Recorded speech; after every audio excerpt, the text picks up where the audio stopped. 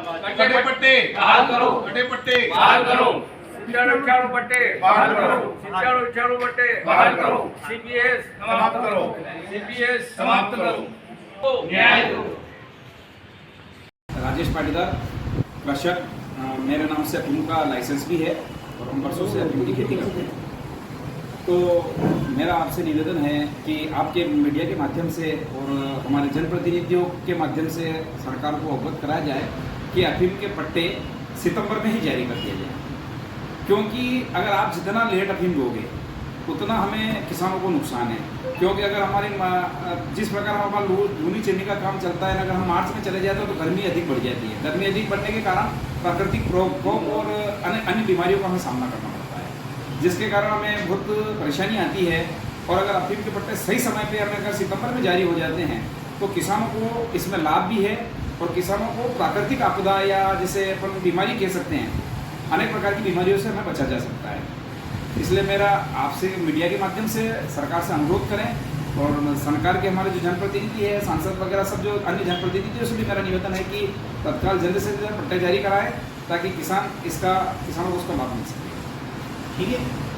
अफीम नीति हर साल सितंबर महीने के लगभग आ जाती है। इस साल अक्टूबर पूरा होने को आया लेकिन अफीम नीति नहीं आई। किसान अफीम नीति को लेकर परेशान हो रहे हैं, आपका क्या कहना? देखो, हर किसान का जो हर बार फोन आ रहा है कि अफीम नीति किस प्रकार से लेट हो गई है। अफीम नीति मैं मान रहा हूँ हर बार सितंबर में घोषित हो जाती है, पर इस साल देरी हुई है। और देरी का एक कारण है कि सरकार के एक नियम था जो हमने वादा करा था कि सन 1997-98 के जो कटे पट्टे, उन पट्टे को इस साल बहाल करना, क्योंकि उन किसानों के 27-28 साल हो गए पट्टे कटे हुए। और उसमें किसानों का दोष भी था, सरकार का दोष था। 30 किलो प्रति हेक्टेयर की औसत निर्धारित कर दी गई थी। बेमौसम बारिश हुई थी, 21 नवंबर को पट्टे जारी हुए थे, इस कारण किसानों को अफीम नहीं आई।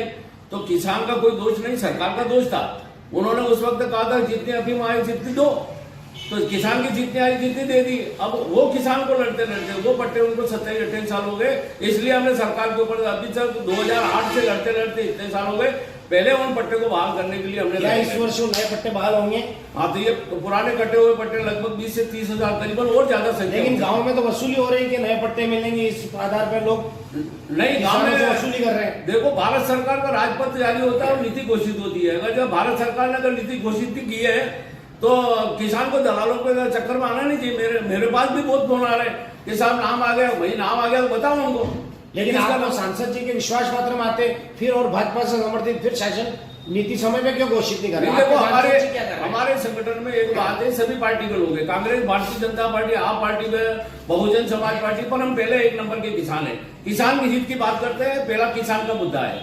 हम किसान हित की बात करके ही हमने सरकार से अवगत कराया और सांसद जी से भी पूछा है कि आप ऐसा करो, उन किसानों को भी भला करो, इसमें मार्फिन में भी थोड़ी छूट देकर किसानों को भला करो, थोड़ा इसमें भाव भी बढ़ाओ। ये अंग्रेजों का जमाने का भाव आ रहा है, ये थोड़ी होता है। अटल जी ने बढ़ाया था, उसके बाद कोई भाव नहीं बढ़ाया। और दूसरी बात, मैं सरकार को अच्छे काम के लिए बधाई भी देता हूं। भाई अभी 2014 में 18,000 पट्टे रह गए थे और अभी संघर्ष करते करते 1,07,000 के करीबन पट्टे बढ़े। तो ये सरकार ने बढ़ाया, सरकार को धन्यवाद देते हैं। अटल जी ने बढ़ाया था तो अटल जी का भी धन्यवाद है, ऐसे प्रधानमंत्री का होना चाहिए। और अगर मोदी जी अगर इस सरकार में अगर मोदी जी अगर 1,60,000 किसानों को अगर फायदा देते हैं तो मोदी जी का भी बहुत बहुत धन्यवाद है कि ऐसा प्रधानमंत्री देश में होना चाहिए जो किसानों की आवाज को सुनता है। ये होना चाहिए पहली बात तो। ठीक है, धन्यवाद। ठीक है।